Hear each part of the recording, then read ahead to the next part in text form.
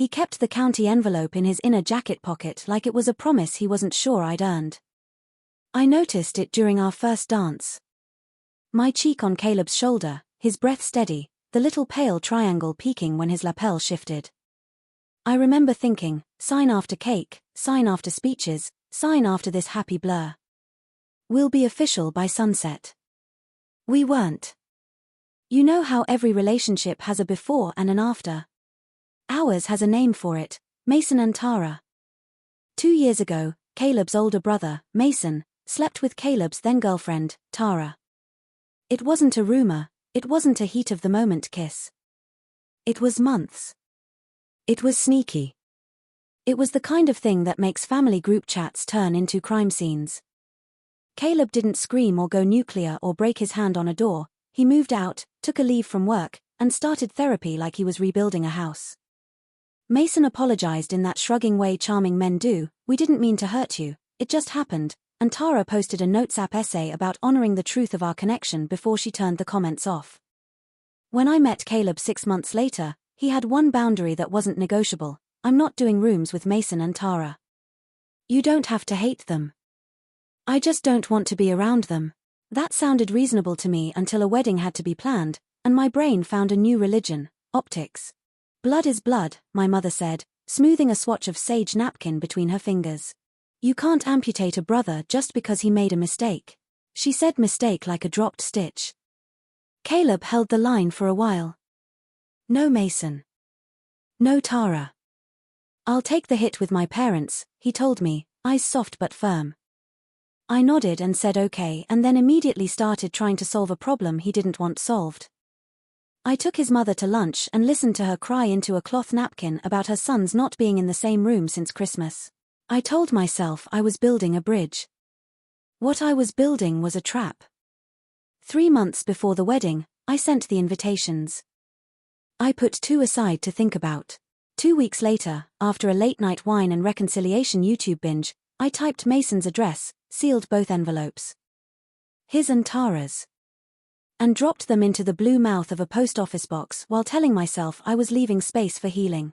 When the RSVPs rolled back, they sat in my mailbox like buzzing things. I didn't tell Caleb. I told myself it was a good surprise. I sat with Caleb in bed and showed him the spreadsheet with the final count -2 names. He looked at me the way he looks at a piece of furniture that wobbles, thoughtful, a little sad. I want a wedding where I'm not bracing, he said. I want to keep my promise to myself in front of everyone. You will, I said. We will. It'll be perfect. Mason texted me the week of the wedding. We'll be respectful. Tara won't say a word. I'll stay in the back. I typed back, don't talk to Caleb unless he talks to you, and don't make a speech. He replied with a thumbs up and a winking face. I should have cancelled both invitations right then. I have never been so allergic to my own optimism. At rehearsal, I thought we'd dodged the bullet.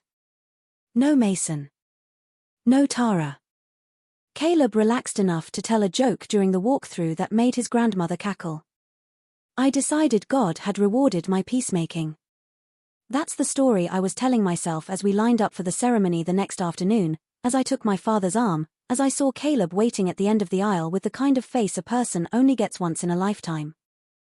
He cried when he saw me. I did too. Our officiant was a friend who knows us well enough to say true things without making them sound like bumper stickers. We said our vows. We did the rings.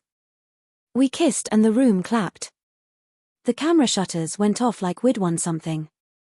When we turned to walk back up the aisle, my eyes snagged on a face at the very back. Just a flicker. Mason. No tie. Shoulders squared. Tara beside him in a dress that tried to be demure. Both of them clapping, small. Caleb's hand tightened on mine. The muscles in his jaw moved once, like he was thinking through a math problem. He didn't break stride. He didn't look again. In the bridal suite, I wiped lipstick off my teeth and tried to talk myself out of the panic skittering up my ribs. They're here, I said in a voice that tried to be casual and missed the note. Back row. I asked them to keep it low. I didn't want your mom to. You invited them, he said. I couldn't read his expression. It wasn't fury. It was inventory. I thought we could. I started. You thought, he said, you could walk me back into a room I told you I don't enter and call it love. Someone knocked. Photographer, timing, family shots. We went. Caleb put his hand on my back for pictures, the way husbands do. You wouldn't see anything in the album except 2 tidy rows of people, one branch of a family tree trying hard not to look like it had been pruned with a chainsaw. Dinner. Toasts. My dad told the story about the flat tire on our first date, not true, I just didn't want to parallel park.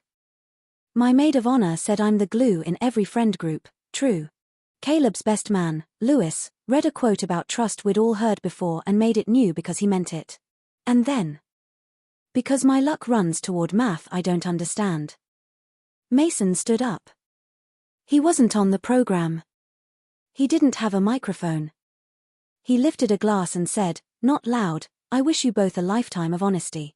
His eyes slid to Caleb, then to me, and then he sat down like he'd done something generous. Caleb watched him the way you watch a snake from a safe distance. He didn't move. He didn't answer. He took a drink of water and set the glass down exactly between the 2 knives. We cut the cake. We did the first dance. It should have gotten easier with each ritual, but the envelope in his pocket felt like a hot coin. Our friend the officiant squeezed my hand and said, we'll head to the library to sign, and I nodded like a person not walking into a cliff. In the side room, it was just the 3 of us, me, Caleb, and our officiant, with the door closed against the noise. The license was pale green. The pen was a regular black ballpoint. Our friend set the papers down and said something cheerful about making it official. Caleb reached into his jacket and took out the envelope. He didn't open it. I'll pay every invoice, he said, very calmly. The vendors, the bar, the band. I'll make sure your grandmother has a ride home and that your mother doesn't have to lift a chair. I'll do all of that because I put this day in motion and I won't make a mess someone else has to clean. My mouth went dry. Caleb. I told you the one line I don't cross, he said. You invited them anyway. You didn't tell me. You were going to let me find out in a room where I couldn't leave without turning our vows into a spectacle. I wanted your family to be whole, I said, the sentence sounding cheap in my ears. I wanted your mother to see both her sons. My mother can see both her sons somewhere I don't have to pretend, he said. He wasn't unkind. He was surgical. You can want healing. You don't get to volunteer me as the person who absorbs the wound while everyone claps. Our friend stepped back like the world had suddenly decided not to need an officiant. He said, I can give you 2 a minute, and left, gently shutting the door behind himself. Caleb set the envelope down on the table like it held something fragile. I won't sign tonight, he said. I won't sign while the people who lit the match are in the room and my wife is the one who opened the door. I tried the words that had saved me other times. I'm sorry. I misjudged. I thought this would be a step. I stacked them like sandbags. Here's my step, he said. I'll take the microphone and thank everyone. I'll dance with your grandma. I'll give your dad a hug for letting you go. I'll leave before last call. There is no scene. There is no announcement. Tomorrow, I'll send an email to your parents and mine so they don't hear it from cousins. I'll tell them we're pausing. If you want to try again. With a small ceremony without an audience, without a test I didn't agree to. I'll meet you in a counselor's office. Not here. Not tonight. This doesn't have to be.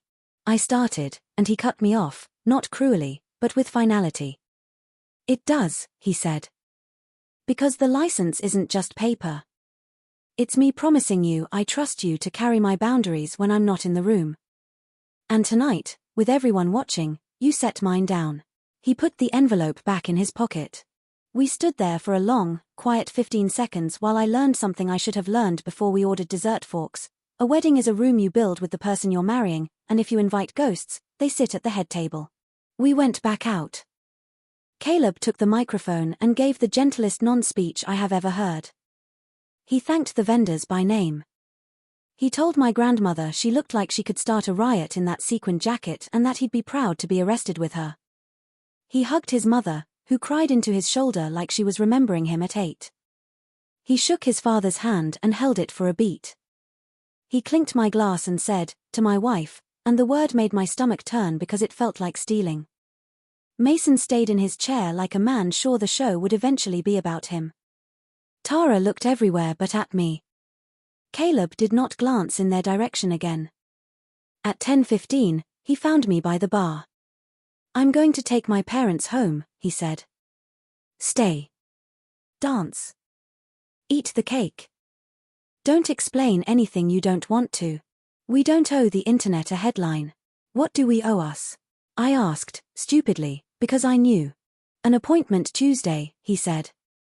I'll call the counselor.